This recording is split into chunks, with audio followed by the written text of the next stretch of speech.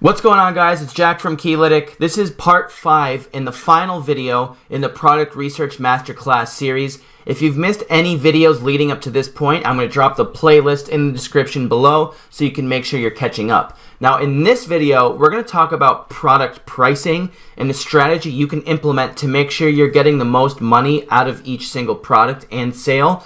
And we're also going to talk about how you can increase your AOV, or average order value, and how we're going to use cross-sells and upsells to really make sure we're getting the most money out of our dropshipping store. The first thing you're going to want to do when determining pricing is see what it's currently being sold for online. So using Keylitic, we can use this little magnifying glass function right here to look up our product on Amazon, eBay, AliExpress, and Etsy. So we've looked it up on Amazon, eBay, and Etsy right now. We're going to try and scroll through each one just to get an idea of what its pricing is. So we're on Amazon, and before I even needed to scroll, the very first listing I found was a great example of how we can increase our average order value, which I had talked about in our previous video. So you can see this person is selling this listing right here for $14, but they're not just selling one, they're selling a set of 4. So a great way to increase your average order value is making sure people can buy in multiple quantities, but really pushing the fact that they should buy in multiple quantities, or sometimes not even giving them the option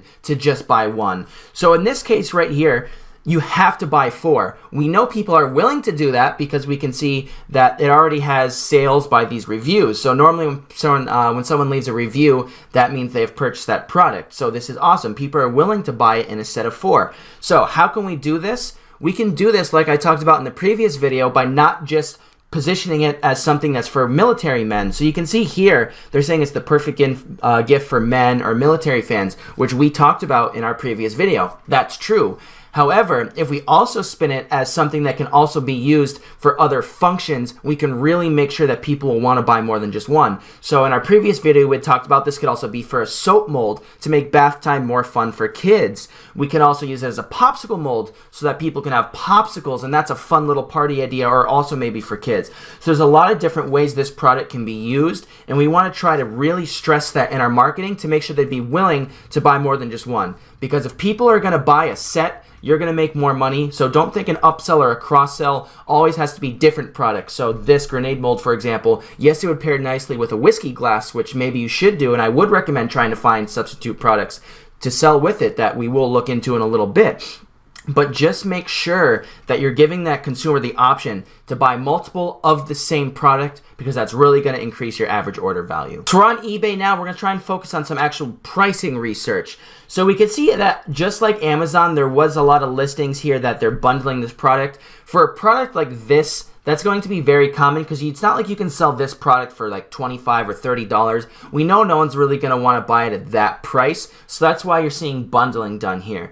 But what we can try to do to get an idea is just to see what we could price it if we were just selling one, is take the cost of that bundle, so in this case it's $12, and divide it by the quantity that's being sold. So we're going to take $12, we're going to divide it by 3, now that's $4 a unit. We're going to do the same thing for each listing just to get an idea. So like this one, for example, is just one. They're selling it for $17. Now, if we're targeting a very high quality market, we might be able to get away with that. So what we're seeing here is just from scrolling through, it looks like on average, we're going to have to sell this, the low end being 4 and the high end about $17. It just kind of depends what you want to do. If you're going to bundle this product, you wouldn't sell it $17 a unit. That would just be way too expensive, and it doesn't make sense. So really just make sure you're finding that perfect mix of, if you're bundling, what you can charge it for, just to make sure you're really increasing that, you're maximizing that profit margin, sorry.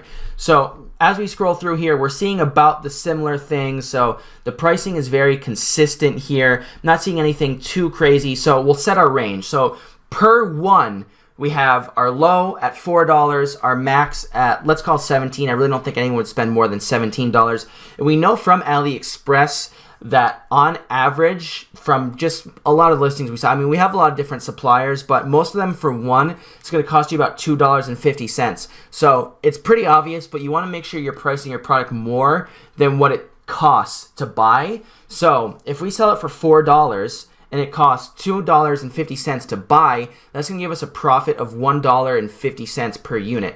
Now, that's not very high. That's why we want to try to either increase that price a little bit, but also bundle our products together. But we also need to factor in the fact we're going to have marketing costs as well. So try and give an estimate of what that would cost to generate one sale as well. You can put that in about the $3 to $5 range. So once we're taking that into consideration, we know that just selling it for $4, if we're just selling one, that's not going to be profitable for us. So we need to try and see, okay, what can we do? So do we increase the price? We're going to have to, but by how much? So what I recommend doing is having a pricing strategy where, just like you test ads, you're going to want to test your pricing as well. So maybe you have one grenade where you sell it for $8, you test that for a week, see what people will buy, and then maybe you have another one where you're testing it at $14. Always start testing the higher prices first, and then gradually start going down. So a great way to see if your pricing is way too high is that if people are going to your website and they're seeing that, yes, you know what, they landed on your product page, but then they click off, they bounce, as we call it in the marketing world, that means your price might have been too high. So they showed some interest in the product when they clicked on your ad, but they saw the price and they clicked off. So that's a great way to know that, okay, this product pricing was way too high. Now, let's say you have the price set really low and the price is, let's say, $5, but then you have $5 shipping. So you would make $10 on that. A great way to know if maybe your pricing is fine, but your shipping might be too high, is once they get to your cart and they add it to cart and then they see there's $5 shipping. If they leave or abandon the sale at that point, then that means your shipping was too high. So really just be testing these things. So you need to test your price. Again, start high, scale low, see what you can get away with. Because yes, obviously, if you have a higher price, you're going to have less sales. But 10 sales at $10 is worth more than 20 sales at $4. So really make sure you're finding that perfect balance to really maximize your margin. So last but certainly not least, we're on Etsy. And yes, we only had 2 results, but these 2 results alone have given me so much more feedback than what we were able to find on eBay and Amazon, and I think have really allowed me to crack the code on how much I should be pricing this product for. So we look at this product, for example, we can see it's being sold for $6.50. Now, this product is being sold for $9.81. Now, yes, they're the exact same product, but this one's being sold for more than $3 a unit. So we can look at the number of reviews to get an idea of how many people are actually buying this product. So we can see at $6.50, a lot more people have bought it than this seller, but we don't always want to worry about that because, for example, this seller could have been around longer. They could be just a better seller in general. Their product listing is more optimized. So what I've seen people do is they'll multiply the unit price at $6.50 by the number of reviews just to get a very rough estimate of revenue. Now, again, not profit, revenue. But we're not going to do that because, again, there's just so many factors we can't possibly know is this seller good. So we can see that at more than $3 a unit more, this still has a high amount of sales. Now, when you click on this listing, we're going to see if they're also charging shipping. My guess is on Etsy, it's very common. You're going to charge like $3 to $5 on shipping. So let's just kind of confirm because I don't want to make things up. Wow, even more than I was expecting. So they say right here, it even ships from Hong Kong. It's $6. So this product, we're just going to round it up and call it $10 and then round up the shipping at $6. At $16 a unit, which is what we saw on eBay, people are still willing to buy this. Now, I still do think this is a bit high, but we can at least test that because we know, okay, yes, this may seem high, but at $10 a unit, people are actually willing to spend that money. So if we're really good at our marketing, we're targeting these high quality customers, we're not going to need to sell this at $4 a unit. We can actually more than double that. So people are willing to buy. Just try and see at the max point of a price if people are still buying it. So at $16 a unit, for example, if it only has 5 sales, then you know what? Maybe that price is too high. But if we're seeing at $10, this has 50 or more sales, then we know, you know what, that's a decent enough sample size to know that even with $5 shipping or $6 shipping in this case, people are still willing to pull the trigger and buy. So again, we need to find that balance of at what price point is too high where not enough people are buying. But so $16, for example, 5 sales, not enough. But at $10, we have 50 sales, which is nice. But then if we go low, so it's $4, maybe we have 100 sales, but we're not making as much money. So you really need to find that sweet spot, like I talked about earlier, of price and quantity, and what can you sell to maximize your margins. So based on what I'm seeing here, I would really love to create an option where they can buy one for $10, which leaves us enough money to actually make a profit if we're just selling one at $2.50 wholesale price and our marketing included. But also, if we sell multiple, so let's say we sell 3 of these in one, we can reduce that. So let's say maybe it's $7 a unit. So now it's $21 if they buy 3. That's going to make that person much more likely to buy if they have that option. And that is really what we're going to want to do, is find that balance of here's our price, but if they buy 3 or 4, then it becomes $7 a unit or $6 a unit, whatever it is, to entice them to buy more, to really make sure we can maximize how much money we're going to make. Okay, so now we're going to talk about some upsell and some cross-sell product research real quickly. So Amazon is a great source to get some information of some products people would buy with this product right here. So what we're going to want to do on an Amazon listing, we're going to scroll down. We can first of all see what people frequently buy together. So Amazon has a bunch of data, and they know that when people buy one product, how much more likely they'd be willing to buy another product. So this, for example, they know for a fact that these products are frequently bought together. So maybe we could look into some skull ice molds.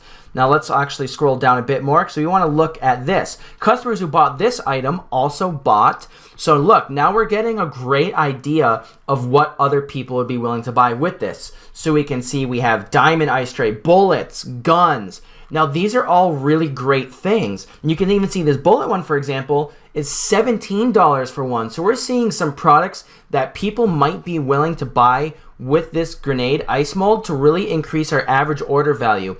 But what we're going to want to do is really validate that people are buying these upsell products and that there is actually demand for these. So we can see we have our bullets and our guns. So we're going to now jump over to Keylitic just to verify that there is demand for these products. Okay, so we're on Keylitic, and what we're going to want to do is scroll through to see if we can not only find some of these products that are in this bought together category, but also maybe we can even come up with some new ideas. We might not be able to. We're just going to scroll through and kind of find out. So we're scrolling through right here. I'm not seeing anything that's really a substitute product or a complementary product at this point. Oh, perfect. Okay, Ice Mold Diamond has a Keylitic score of 8.2. So this is the first one that pops up, this Ice Mold Diamond, which 8.2 is a really, really nice score. But you can also see this was the first one that Amazon had also recommended. So we're actually really able to verify that, yes, you know what, Ice Mold Diamond, that might be a great product we can pair with it. So let's just kind of keep scrolling through. We have Heart. That's another one. I don't know if hearts and grenades really go together unless you put like a whole bundle, a kit together that has all kinds of different things. But we're not going to go with the heart. So we have animals. You know what? That's a great one I didn't even think of. Animals or zombies. Zombies are really cool too. We have dogs. So again, that's more of the animal. There's our hand grenade again. Let's just keep kind of scrolling through. I'm not seeing anything about bullets or guns yet. That doesn't mean we can't find them, but that just might mean they're a bit lower. So let's see right here if we can find anything. Just kind of scroll through these with me and do kind of a thought exercise as well to see, you know what, which one of these would be great complementary products and really apply marketing to it. So this one right here, a skull. If you remember, they're right here, and it was also in our frequently bought together. So we are verifying that, you know what, maybe it doesn't have as much demand as a diamond at 8.2, but a 7.8 is still really high as well. So don't get too caught up in the numbers. They're still very similar. Maybe people are buying diamonds a bit more, but there's still really nice demand for that product, and it makes more sense for them to be paired together. So let's see what else we can find. Han Solo, that's, oh, gun, perfect, gun, ice mold gun. We had seen that right here, it was, so perfect. So we're verifying that these products also have demand. So that's awesome. So let's see if we can find bullets. Just to make this quicker, I'm going to do that little trick I taught you. And then we're going to type bullet. So bullet did not pop up. So that doesn't mean that there's not demand for it, because you have seen that, you know what, this does have some sales and there's a decent amount of reviews for it. But what this might mean is that there's not quite as much demand as some of these other things. But I still do think that this is a cool enough product where it doesn't really cost us anything to really test it in an upsell, that we should at least try and experiment with it. So that's when I say, obviously, I like Keylitic a lot. I built it. It's very intuitive.